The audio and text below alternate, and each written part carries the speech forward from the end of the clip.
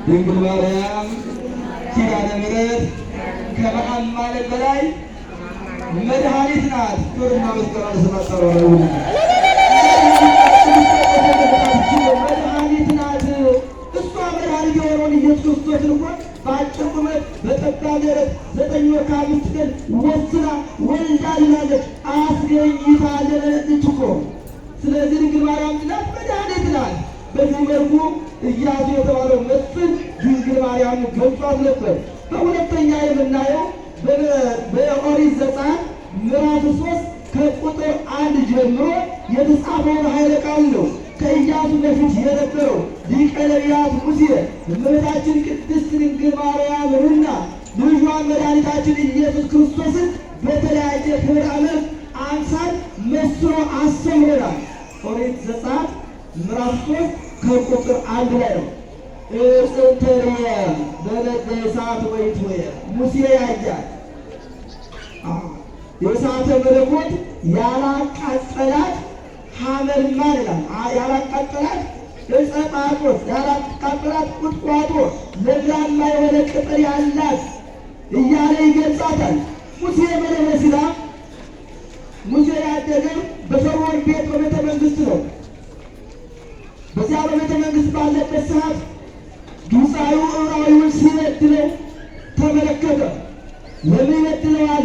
ለምን ተጽዕኖ ያሳድርበታል ብሎ ግብፃዊውን ተበቅሎ ዕብራዊውን አድኖ ከዚያ በኋላ ከፈርዖን ቤተ መንግስት ኮብሎ ወደ ኢትዮጵያ ወደ ምድያም ምድር እንደመጣ መጽሐፍ ቅዱስ ይነግረናል። በዚያም በምድያም ምድር ላይ ዮቶር የተባለ ካህን ቤት ገብቶ እዚያ ቤተሰብ መስርቶ የካህኑ የዮቶርን በጎች እየጠበቀ ይኖር ነበር። ቅዱሳን አባቶቻችን በብሉይ ኪዳን የነበሩትን ስንመለከት ብዙዎች በግ ጠባቂ ናቸው። እነ ያዕቆብ፣ እነ ዮሴፍ፣ እነ ዳዊት በግ ጠባቂ ናቸው። እግዚአብሔር ለምን? በጎች የምን ምሳሌ ስለሆኑ የምን ምሳሌ ስለሆኑ። መጽሐፍ ቅዱስ በብሉይ ኪዳንና አዲስ ኪዳን ወደ እኛ ተደራሽ የሆነው በአራት መንገድ ነው። በስንት መንገድ አልኳችሁ? በአራት መንገድ። ብዙ ጊዜ ነው መጽሐፉን ገዝተን ዝም ብለን ያላነበብን መጽሐፍ ቅዱስ እንደዚህ ይላል።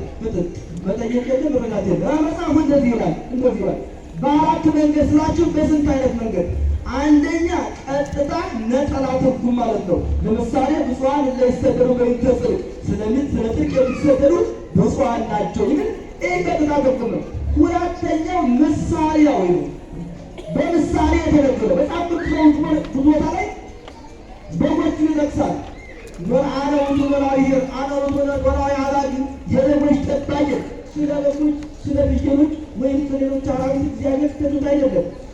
እኛ የምንመሰልበትን ደገነውን ምሳሌ ሊያስተምረን ስለፈለገ ነው። እና እንዲነጋግ የሆኑ ሰዎች የበግ ጠባቂ ናቸው ማለት የጻድቃኖች ጠባቂ ማለት እኮ ነው።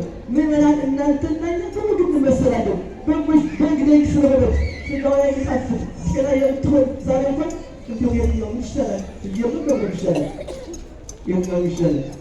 እንግዲህ ፍየል የሚበላ ቃልኛል ማለት ግን በግ ምሳሌ ናቸው። የጽድቅ በአባቴ በጎች የጻድቃን ምሳሌ ናቸው። እና እነዚህ በብሉይ ኪዳን የነበሩ አባቶች ምንድን ናቸው? በግ ጠባቂ ነበሩ። ሙሴም የካህኑን የዮቶርን በግ ይጠብቅ ነበረ። በዚያ በደብረ ኮሬብ በተራራው በጎቹ በሚጠብቁበት ሰዓት አንድ ነገር አየ። ይህ ምንድን ነው? እሳት እየነደደ ከተራራው መካከል በቁጥቋጦ ከለምላማው መካከል በቁጥቋጦ መካከል እሳት ይነዳል።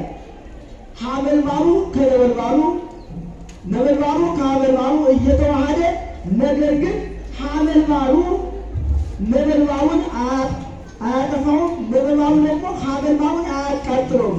ይህ ማለት ምንድን ነው? እርጥቡ ደረቁን እሳቱን አያጠፋውም፣ እሳቱ ደግሞ እርጥብ የሆነውን ነገር አያቃጥለውም። በርቀት ተመለከተ። ይህ ነገር ምንድን ነው አለ። ወቀርበ ይትደግቆ ይላል። ይህንንማ ቀርቦ መረዳት ያስፈልጋል አለና ሙሴ በጎቹን በዚያው አካባቢ ተወና ወደዚያ ወደ ተራራው ገሰገሰ። ተራራው የቤተክርስቲያን ምሳሌ ናት። ወደዚያ ገሰገሰ። ከዛ በሚደርስበት ሰዓት እግዚአብሔር ተናገረው። ሙሴ ሙሴ ፈቃዶ ባለ አሳሪከ ምድሪከ እስመ ዘተቀይላ ምድር ቅድስት አለ። ሙሴ ሙሴ ሆይ ጫማህን ከእግርህ አውልቅ፣ አንተ የምትረግጣት ምድር የተባረከች ናትና ምን የሆነች ናትና የተባረከች ናትና የምትመጣት ምድር የተባረከች ናትና ማርያም መጣበታለች። ሙሴም ልጅ እግዚአብሔርን ቃል ሰማና ወደ ተራራ ወደ ጫማውን አውልቆ በዚያ ሲሆን ያየው ነገር እውነት ነው። እርጥብ ቅጠል አለ፣ እሳት አለ። ነገር ግን እሳቱ እርጥቡን ቅጠል አያቃጥለው፣ እርጥቡ ቅጠል ደግሞ እሳቱን አያጠፋው። ይህ ምንድነው ብሎ ለመረዳት ተቸገረ። ነገር ግን እግዚአብሔር የዚያ ጊዜ ለሙሴ ምን እየገለጠለት ነው? ከጊዜ በኋላ ለሚሆነው ነገር ለሚመጣው ነገር ምሳሌ አድርጎ እየነገረ ነው። መለኮት ከትስብእት ጋር እንደሚዋሃድ መለኮት ከትስብእት ጋር ሲዋሃድ ከሥጋ ጋር ሲዋሃድ ሥጋን እንደማያቃጥለው ትስብእትም መለኮትን እንደማይመጣው እየነገረው ነበረ። እናም በምሳሌ አድርጎ እግዚአብሔር ለሙሴ ይህንን ምሳሌ ነግሮታል።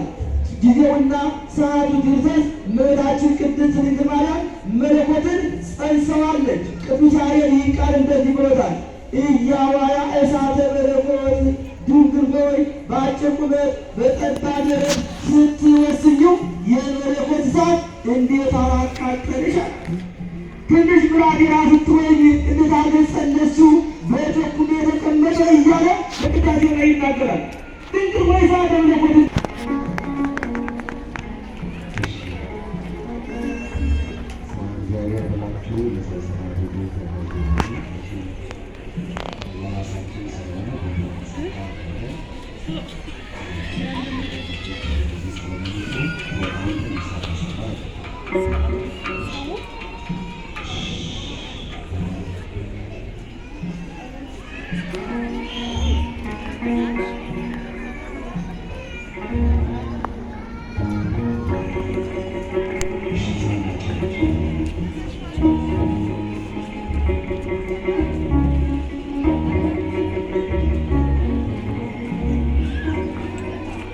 እኔ አንተ